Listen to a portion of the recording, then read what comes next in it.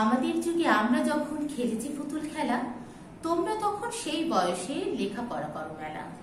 আমাদের যুগে আমরা যখন উড়িয়েছি শুধু ঘুড়ি, তোমরা তখন সেই বয়সে চালাও গগন চুরি।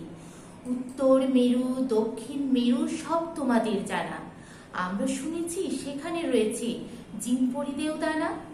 পাতাল পুরীর অজানা কাহিনী তোমরা শোনাও সবে, মেরুতে মেরুতে জানা পরিচয় কেমন করিয়ে হবে।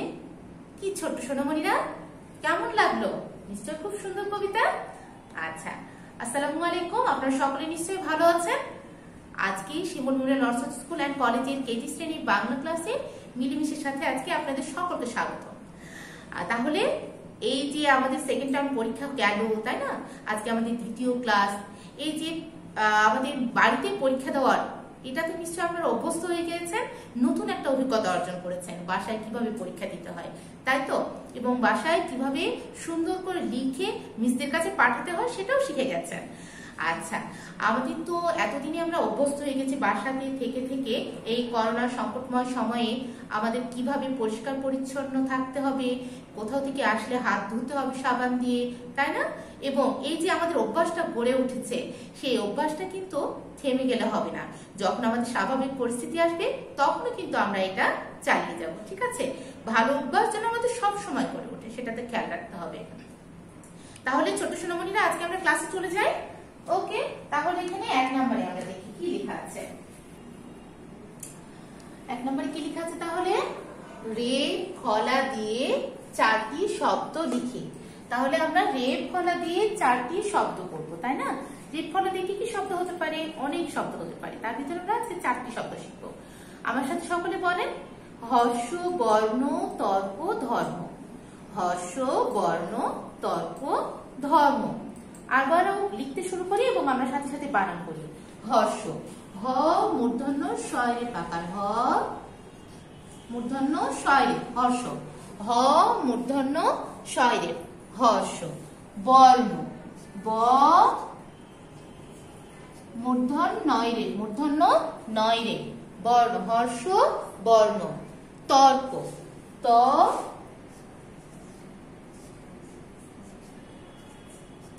কয়রে তর্ক, ত কয়রে তর্ক। আমরা তর্ক করবো না, না, কিন্তু আমরা কোনো ভুল জিনিস দেখলে অবশ্যই সেটা সঠিক জিনিসটা জানিয়ে দেওয়ার চেষ্টা করব, কিন্তু আমরা কখনো তর্ক করবো না।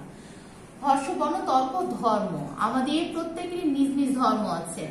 ধ ময়রে ধর্ম, ধ ময়রে ধর্ম। ধ লেখার সময়তে এই যে কানমুদ্রিটা আছে ধয়ে, সেটা কিন্তু আমরা এরকম করে উঠিয়ে দিব না, ঠিক আছে?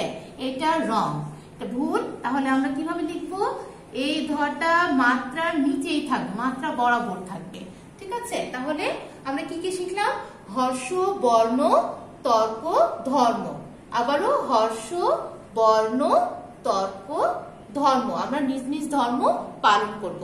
প্রত্যেকটা ধর্মেরই নীতি কথা থাকে বা সম্পূর্ণ কিছু ভালো থাকে কিছু। তাহলে আমরা নিজ নিজ ধর্ম যদি পালন করি, তাহলে মানুষ হিসেবে আমরা ভালোভাবে করে উঠতে পারবো। তাহলে বাবুরা আরো একবার আমরা বানানটা পড়ে নিই।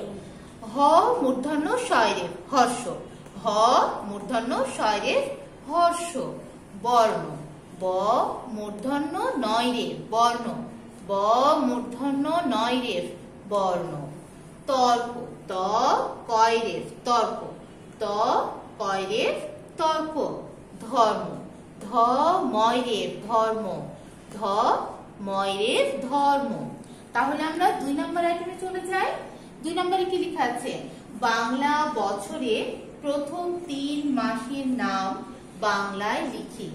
বাংলা বছরে মাস কয়টি রয়েছে? ঋতু তো 6টি পড়েছি আমরা প্রথম সাময়িকে, দ্বিতীয় সাময়িকে পড়েছি। তাহলে এখন আমরা বার্ষিকে মাস পড়বো। মাস কয়টি? 12 মাসে 1 বছর। তাহলে আমরা প্রথম 3 মাসের নাম পড়বো আজকে। তাহলে প্রথম মাস বৈশাখ, দ্বিতীয় মাস জ্যৈষ্ঠ এবং তৃতীয় মাস আষাঢ় হবে। তাহলে আরো একবার বলি, বৈশাখ জ্যৈষ্ঠ আষাঢ়, বৈশাখ জ্যৈষ্ঠ আষাঢ়। আরো একবার, বৈশাখ জ্যৈষ্ঠ আষাঢ়। আমরা লিখে নিই। বৈশাখ, ব ওইকারে বই,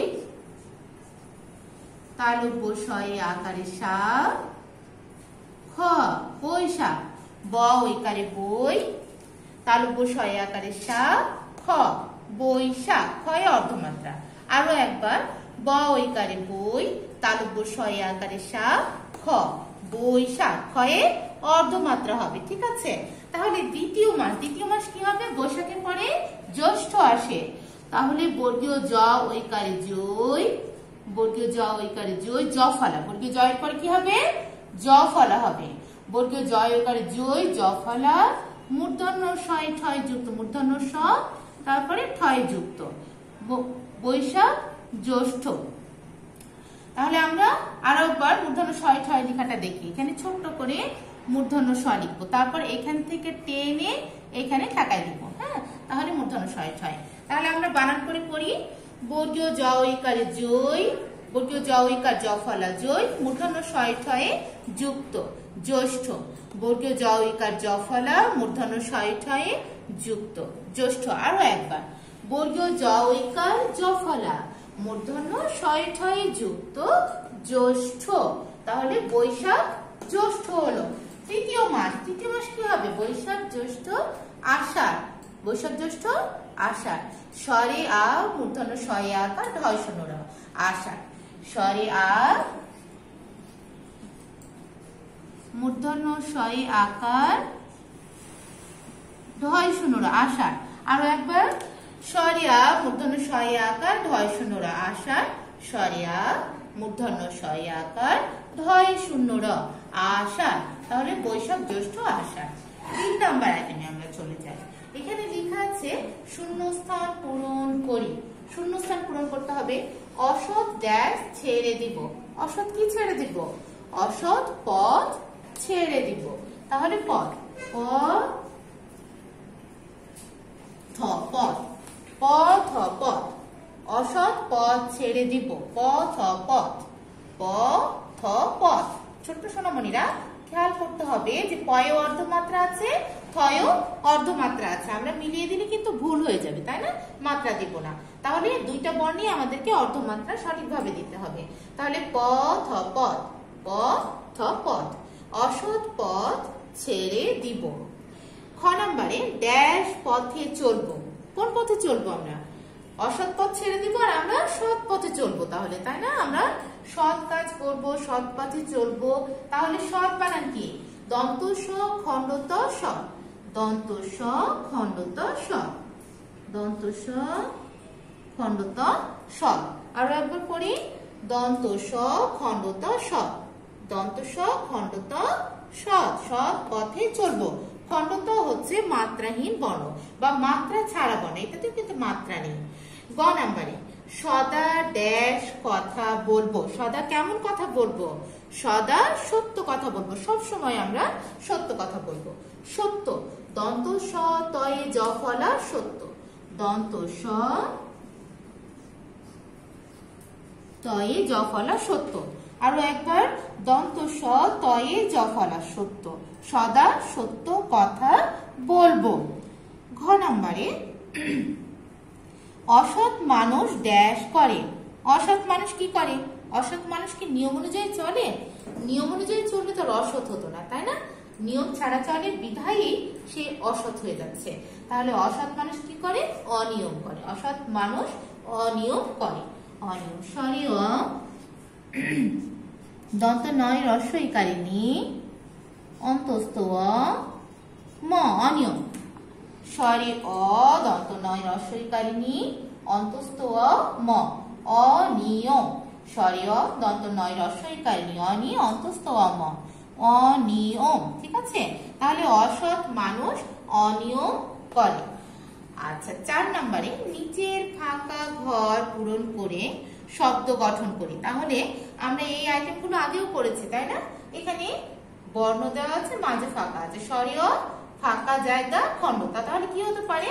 আমরা পড়েছি না, এখানে পড়েছি স্বরীয় দন্ত স খণ্ডতা অসৎ, স্বরীয় দন্ত স খণ্ডতা অসৎ, স্বরীয় দন্ত স খণ্ডতা অসৎ। খণ্ডতা তো লেখাই আছে, এটা তো লেখা যাবে না, তাই না?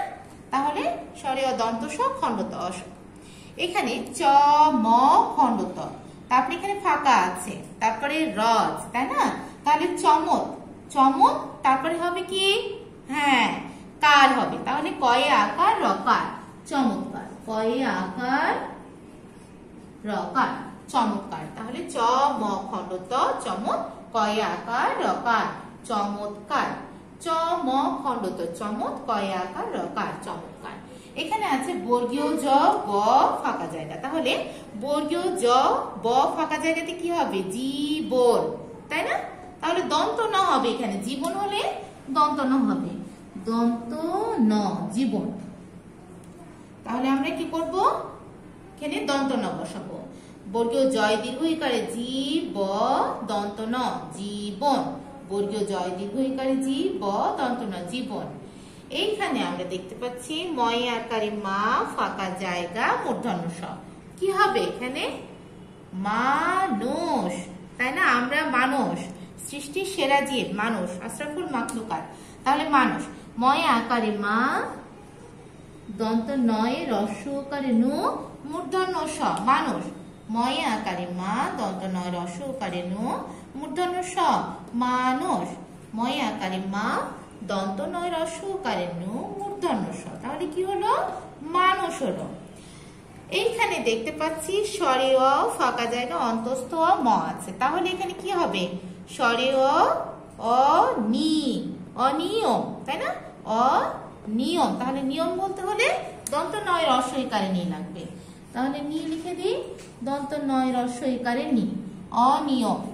আমরা আরেকবার পড়ে নিই, স্বরে অ দন্ত নয় রস্য ইকারে নি অন্তস্থ অ ম, অনিয়ম। আচ্ছা, এবার আমরা 5 নাম্বার কি লেখা আছে, 5 নম্বরে লেখা আছে বাম অংশের সাথে ডান অংশ দাগ টেনে মিল করি, তাহলে বাম অংশের সাথে ডান অংশ আমরা দাগ টেনে মিল করবো। এখানে লেখা আছে বাম পাশ আর এখানে লেখা আছে ডান পাশ, তাই না? তাহলে এখানে লেখা আছে হঠাৎ ধনী মানুষ, হঠাৎ ধনী মানুষ কি দেখি মিলিয়ে দেখি, সুখী নয়, হঠাৎ ধনী মানুষ সুখী নয়, হঠাৎ ধনী মানুষ সুখী নয়। আমরা কি দিয়ে দাগ দেব, আমরা অবশ্যই স্কেল ব্যবহার করব, স্কেল দিয়ে দাগ দেব, ঠিক আছে? তাহলে আমরা স্কেলটা ধরি এবং দিয়ে দাগ দিই, মিডিল বরাবর দাগ দিব, অর্থাৎ ধনী মানুষ সুখী নয়। দ্বিতীয় নম্বরে কি আছে, দ্বিতীয় লাইনে সৎ পথে চললে, সৎ পথে চললে কি হয়, সৎ পথে চললে জীবন চমৎকার হয়, সৎ পথে চললে জীবন চমৎকার হয়। আবার স্কেল ধরলাম, স্কেল ধরে দাগ দিলাম, তাহলে আমার সাথে বলেন আপনারা, সৎ পথে চললে জীবন চমৎকার হয়। আরো একটা এখানে আছে সদা সত্য কথা, কি হবে, সদা সত্য কথা বলবো, সদা সত্য কথা বলবো, আমরা সদা সত্য কথা বলবো, তাহলে দাগ দিয়ে দিই, সদা সত্য কথা বলবো। আরো একটা বাকি আছে অসৎ পথ ছেড়ে দিব, তাহলে অসৎ পথ কি করব, ছেড়ে দিব, অসৎ পথ ছেড়ে দিব, এখানেও দাগ দিয়ে দিলাম আমরা, অসৎ পথ ছেড়ে দিব। আর একবার তাহলে আমরা পড়ে নিই প্রথম থেকে, হঠাৎ ধনী মানুষ সুখী নয়, সৎ পথে চললে জীবন চমৎকার হয়, সদা সত্য কথা বলবো, অসৎ পথ ছেড়ে দিব। এখন আমরা 6 নম্বর আইটেমে চলে যাই, লেখা আছে নিচের ছড়াটি কবির নাম লিখি, তাহলে কোন ছড়াটি, মামার বাড়ি, মামার বাড়ি ছড়াটির আমরা কবির নাম লিখবো। মামার বাড়ি ছড়াটি কে লিখেছেন, লিখেছেন জসিম উদ্দিন, পল্লী কবি জসিম উদ্দিন, ঠিক আছে? আমাদের কে লিখেছেন, তাহলে মামার বাড়ি ছড়াটি পল্লী কবি জসিম উদ্দিন। তাহলে আমরা লিখে নিই, মামার বাড়ি লিখেছেন জসিম উদ্দিন, বর্গীয় জ দন্ত শয়ে দীর্ঘ ইকার ম জসিম উদ্দিন, রস্য দ হসন্ত দয়ে দীর্ঘ ই দন্ত ন উদ্দিন, জসিম উদ্দিন, ঠিক আছে? তাহলে দয় নিচে কি দিতে হবে, হসন্ত দিতে হবে, এটা খেয়াল রাখতে হবে। আচ্ছা, তাহলে ছোট্ট সোনামণিরা, আমরা ক্লাসের প্রায় শেষ পর্যায়ে পৌঁছে গেছি। আমরা এখন মামার বাড়ি ছড়াটি আবৃত্তি করবো, আপনারা সকলে দাঁড়িয়ে যান, ঠিক আছে? প্রথম 4 লাইন আমরা আবৃত্তি করবো। মামার বাড়ি লিখেছেন জসিম উদ্দিন। আয় ছেলেরা আয় মেয়েরা ফুল তুলিতে যায়, ফুলের মালা গলায় দিয়ে মামার বাড়ি যায়। আরো একবার, মামার বাড়ি লিখেছেন জসিমউদ্দিন। আয় ছেলেরা আয় মেয়েরা ফুল তুলিতে যায়, ফুলের মালা গলায় দিয়ে মামার বাড়ি যায়।